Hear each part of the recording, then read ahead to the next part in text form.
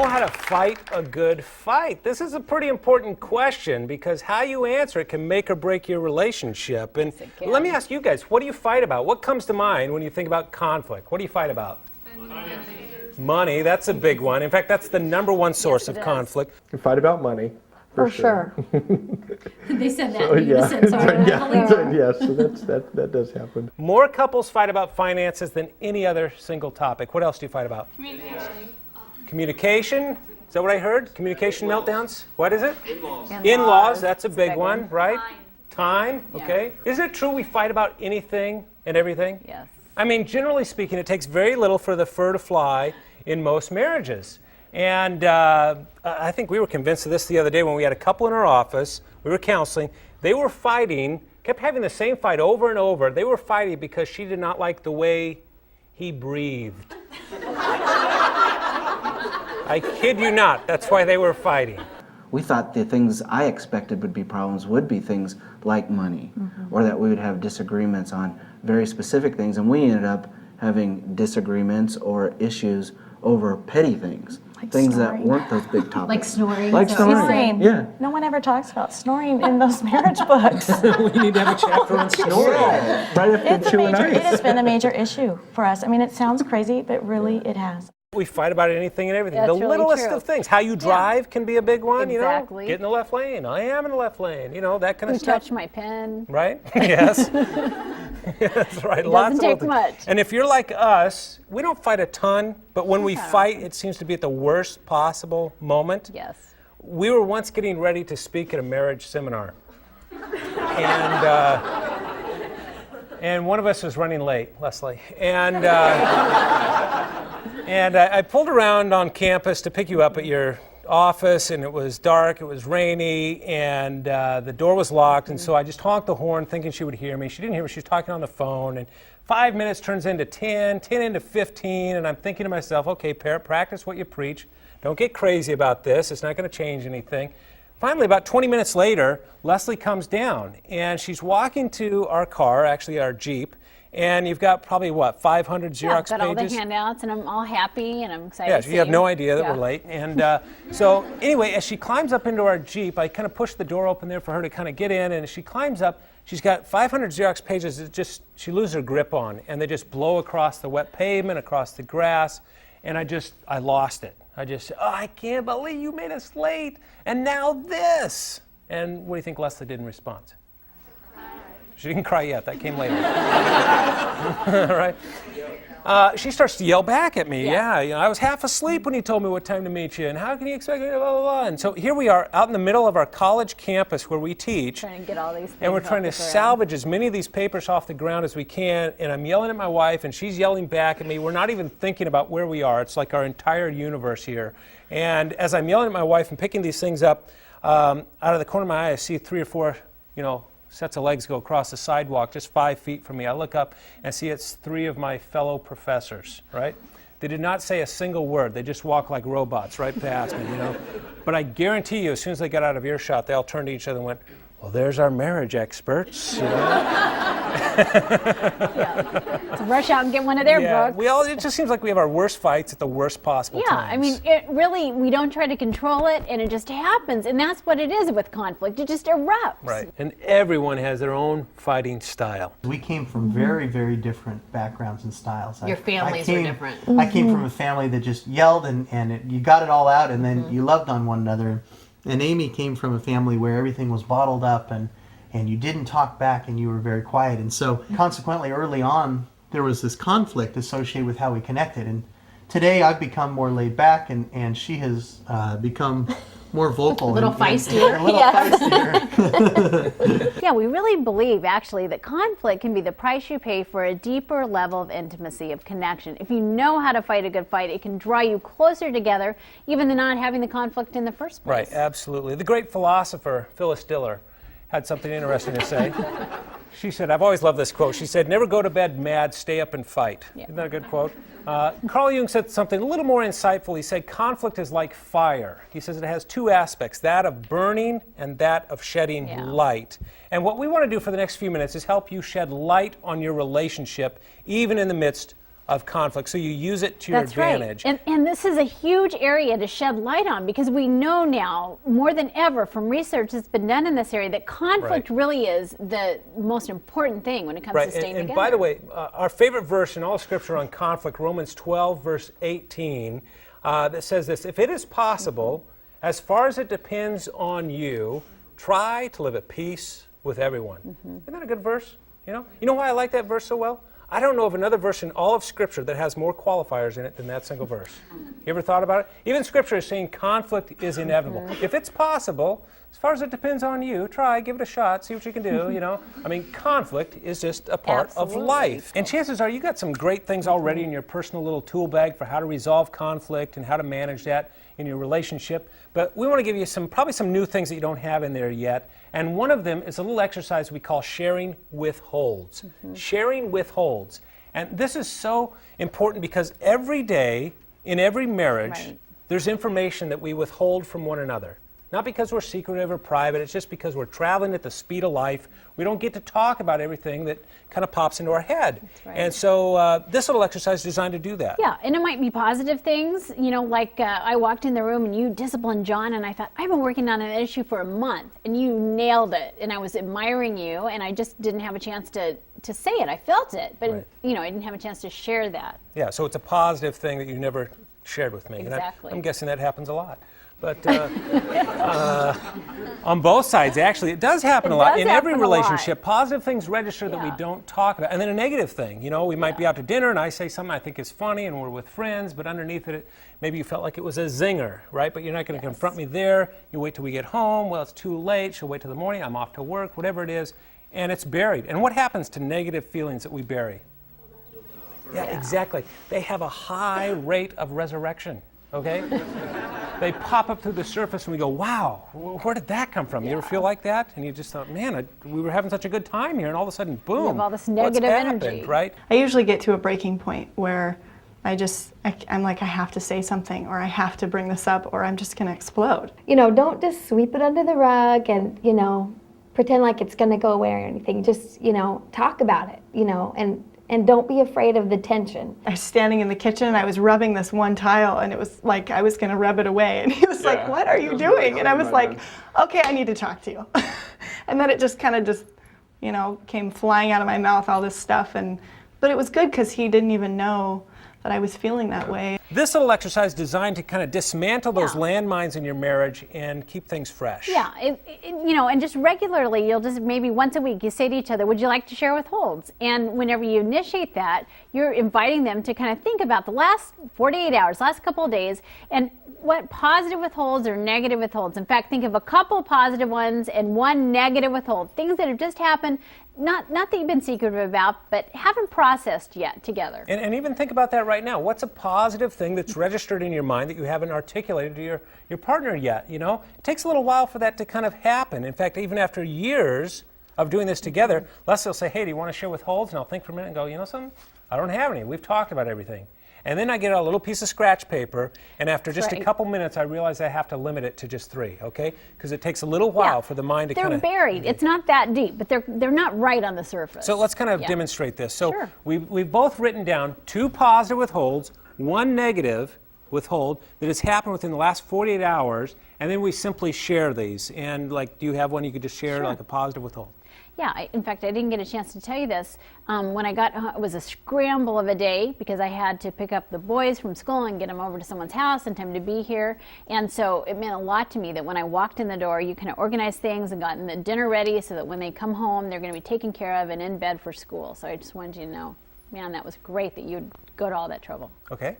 All right? And so in this exercise, I simply respond, and by the way, that didn't happen, but I understand what she's saying. But if that had happened, I respond with 2 words, and those 2 words are, yeah, that's it, just thank you. I don't rationalize it, I don't justify it, just thank you. Then she would share a negative withhold. Well, since we're doing the bills, I wanted you to know that I kind of got my feelings hurt for, this month because you brought up my cell phone again, and we've been over the plan, and I can't get a cheaper plan. I keep going over the minutes, and I use it because my mom's not well, and I check on the boys while we're on the road. I'm not a chatter. I'm not talking to my girlfriends, and every time you complain about it, I get my feelings hurt. Okay, all right. That did happen.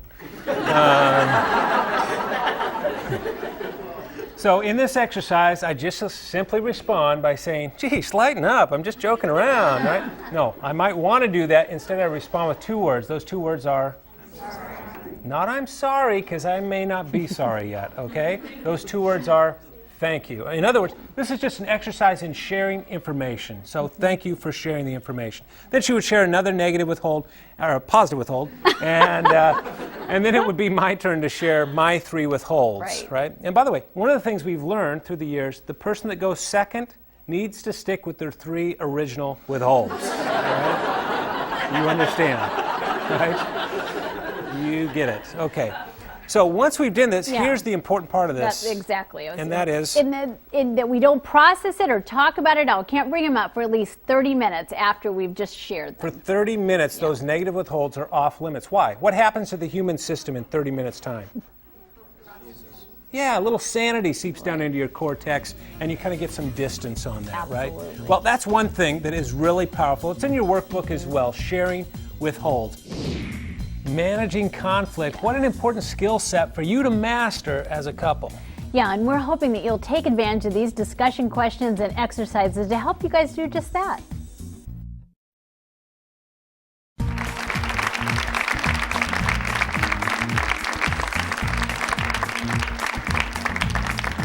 What do we know from research? Yeah, here's what we know. We know that conflict has a destructive power if we don't know how to navigate it. In fact, we know that they can predict with a 94% accuracy rate if a marriage will succeed or end in divorce based on nothing else but watching a couple fight. Yeah, Dr. John Gottman at the University of Washington done yeoman work on this to really highlight 4 things he said we need to avoid in conflict. He calls them the 4 horsemen of the apocalypse. Yeah, because there are 4 elements that when they happen in our fights as a couple, they really do destroy the relationship, the connection between us. What's the first one? Yeah, the first of these is simply criticism. You know, Les gave that example of me coming out 20 minutes late. We have to speak in an event, and then I drop all of our handouts in the mud. Well, he's going to have some feelings in a moment like that, and that's only human. But when I open the door, if he says to me, you know, where have you been? You always make us late. That's a criticism, and criticism always impacts the relationship. Yeah, and it's what ignites a conflict. And by the way, there's a big difference between criticism and complaining.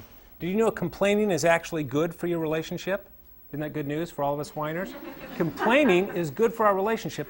Why? Because it helps us kind of air stuff out without kind of attacking that person. It's not at all destructive, but it's whenever you really hurl that critical comment that you destroy. And criticism almost always begins with you. You always make us late. You never pick up your clothes. Whereas complaining almost always begins with I feel so frustrated when we're late to something that really matters to me. I think something that we can work on, both of us can work on, is when we're communicating, not pointing fingers, telling how we feel. I feel very on the spot when I'm accused of something when I wasn't intending that. So I'd rather been told how he feels because I have to validate him in that. So I think that's something that we both can really put some energy into, is how we're communicating to each other and how we're displaying, you know, our love in the midst of, you know, the fact that we feel one way. Then tell me how you feel instead of tell me what I've done wrong. Number 2? Defensiveness. You know, and you can kind of see how these work together, because anytime someone, you know, says a critical comment, you think, well, wow, if I just explain it away, I'll defend myself and you'll know there's no reason for a conflict.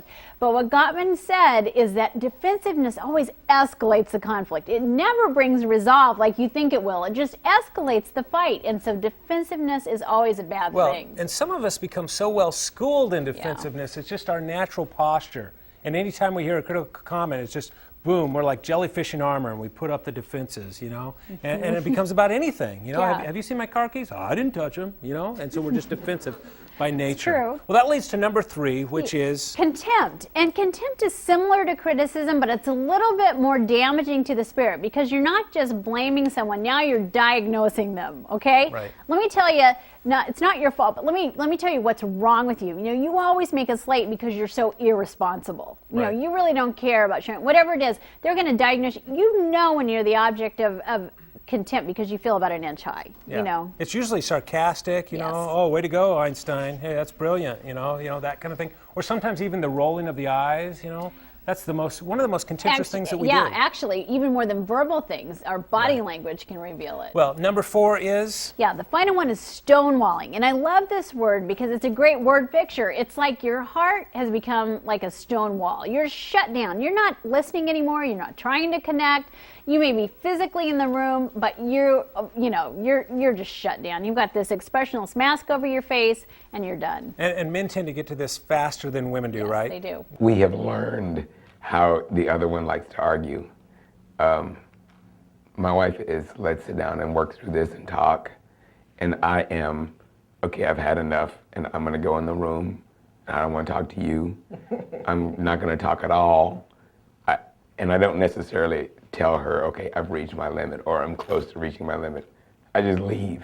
Several months ago, we just totally broke down and we kind of had it out a little bit. We haven't had any huge fights where we storm out the door or anything. We're pretty good about dealing with that and not abandoning the problem.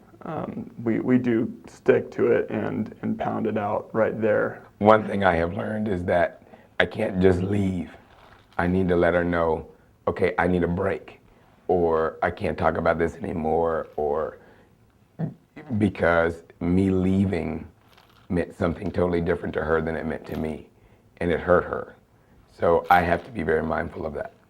So sometimes it's just a matter of reminding each other that we are on the same team and we have conflict and we have differences of opinion, but let's see if we can figure it out. So these are the 4 things we want to avoid in conflict, but if you have some of these, you're normal. We're going to have these from time to time.